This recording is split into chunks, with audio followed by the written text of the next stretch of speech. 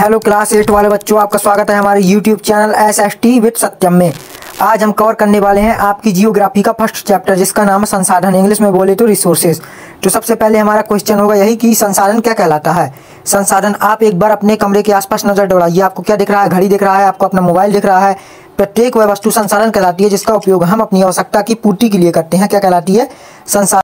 अब हमें देखना है संसाधनों के प्रकार। संसाधनों के कितने प्रकार होते हैं? 2 प्रकार होते हैं आपकी बुक के अकॉर्डिंग, जिनमें से हमें देखने को मिलते हैं। पहला प्रकार है प्राकृतिक संसाधन और दूसरा प्रकार हमें देखने को मिलता है मानव निर्मित संसाधन।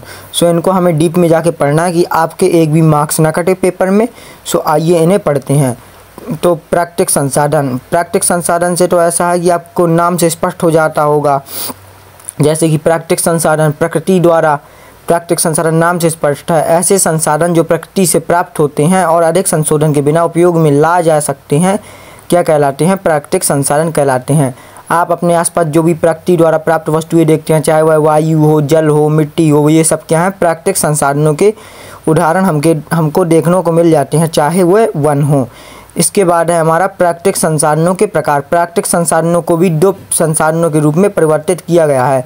कौन कौन से हैं? वह नवीकरणीय संसाधन और अनवीकरणीय संसाधन। इनको भी हम इसी तरह डीप में पढ़ेंगे।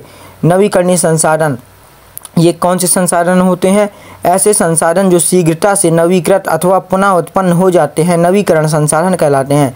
जैसे पवन ऊर्जा हो गई, सौर ऊर्जा हो गई, मतलब जिन्हें उत्पन्न होने में बहुत ही कम समय लगता है, क्या कहलाते हैं? नवीकरण संसाधन कहलाते हैं। जैसे पवन ऊर्जा, सौर ऊर्जा, जल ऊर्जा। जल ऊर्जा भी हमें आजकल देखने को मिलती है, बांधों से क्या बनाया जाता है? जल, राइट। और वर्षा हो गई हमारी, ये सब क्या है? नवीकरण संसाधन के उदाहरण हैं, राइट। इसके बाद है हमारा अनवीकरणीय संसाधन, जिसे हम अनवीकरणीय योग्य संसाधन भी कहते हैं। ऐसे संसाधन जिनके एक बार समाप्त होने के बाद दोबारा बनने में हजारों वर्षों का समय लगता है, ये क्या कहलाते हैं? अनवीकरणीय संसाधन। जिनमें हमारे सारे खनिज आ जाते हैं, जिनमें जैसे कोयला, पेट्रोल और खनिज हो गए, अयस्क धातु, इन्हें बनने में क्या होता है? बहुत समय लगता है, हजारों वर्षों, लाखों वर्षों का समय भी लग जाता है। ये क्या कहलाते हैं? अनवीकरणीय संसाधन कहलाते हैं, राइट। और प्राकृतिक गैस भी अनवीकरणीय योग्य संसाधन का ही क्या है? उदाहरण है, हमें देखने को मिल जाता है। इसके बाद है मानव निर्मित संसाधन। इसको समझने के लिए हम एक बढ़िया सा उदाहरण लेंगे।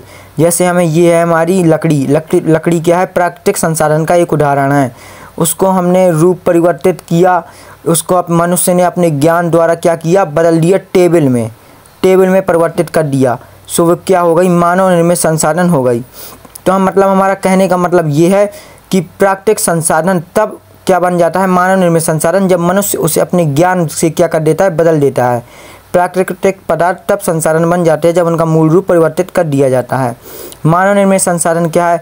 ऐसे संसाधन जिनका निर्माण मनुष्य ने अपने ज्ञान और तकनीकी से किया है, मानव निर्मित संसाधन कहलाते हैं। जैसे मनुष्य स्वयं एक संसाधन है, ये आप ऑब्जेक्ट के लिए अपने याद रखना। संसाधन संरक्षण। संसाधन संरक्षण क्या है? संसाधनों का सतर्कता पूर्वक उपयोग करना और उन्हें नवीकरण के लिए समय देना, क्या कहलाता है? संसाधन संरक्षण। वस्तुओं का पुनः चक्रण करके भी व्यक्ति क्या कर सकता है? संसाधन संरक्षण को बढ़ावा दे सकता है। अब ये हमारा लास्ट टॉपिक, सतत पोषणीय विकास। इसको समझने के लिए हम क्या करेंगे? हमारे पास वन थे, हमने अपनी आवश्यकता पूर्ति के लिए हमने वनों की अंधाधुंध कटाई की, जिससे हमारी वाली पीढ़ी की तो क्या हो गई? आवश्यकता पूर्ति हो गई। पर हमारी जो आने वाली पीढ़ी थी, उसकी आवश्यकता के लिए हमने कुछ भी नहीं छोड़ा। वह उसके लिए कुछ भी नहीं हमने छोड़ा। कहने का मतलब यह है, संसाधनों का सावधानीपूर्वक उपयोग करना, ताकि भविष्य के वर्तमान पीढ़ी की बल्कि भावी पीढ़ी की आवश्यकता की पूर्ति होती रहे। और आपका चैप्टर समाप्त होता है।